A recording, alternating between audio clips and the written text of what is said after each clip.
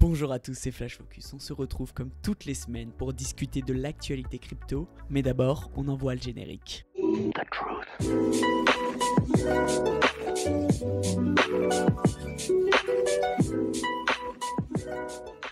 On commence cet hebdo en signalant que la théorie de fin de la tendance baissière semble se confirmer petit à petit depuis quelques jours.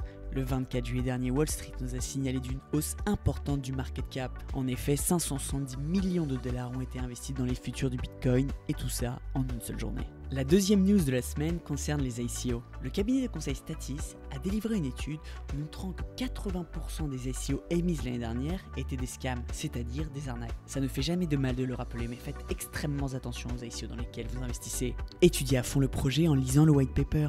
Informez-vous toujours sur la team qui le développe et enfin renseignez-vous auprès des gens en qui vous avez confiance. On n'est jamais trop prudent lorsque l'on parle d'investir dans une ICO. Et le rapport de Statis est là pour nous le rappeler. Si vous voulez en apprendre un peu plus, le lien est dans la description.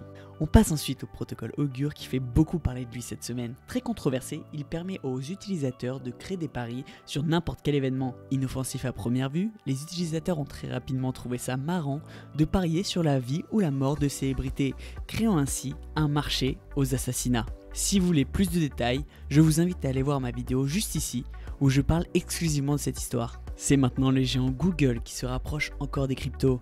En effet, ce dernier a annoncé collaborer avec deux entreprises spécialisées dans la blockchain, Digital Asset Holding et Block Apps. Google cherche ainsi à rendre son cloud plus performant en développant des solutions basées sur la technologie DLT, c'est-à-dire la techno des portefeuilles digitaux, Digital Ledger Technology.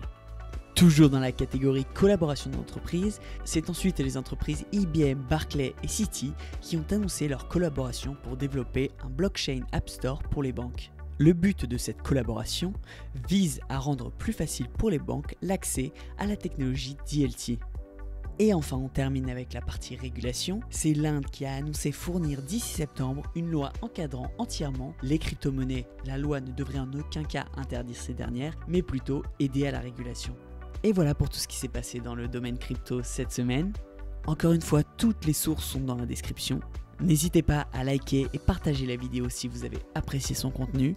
Moi je vous dis à la semaine prochaine pour une nouvelle vidéo. Bye!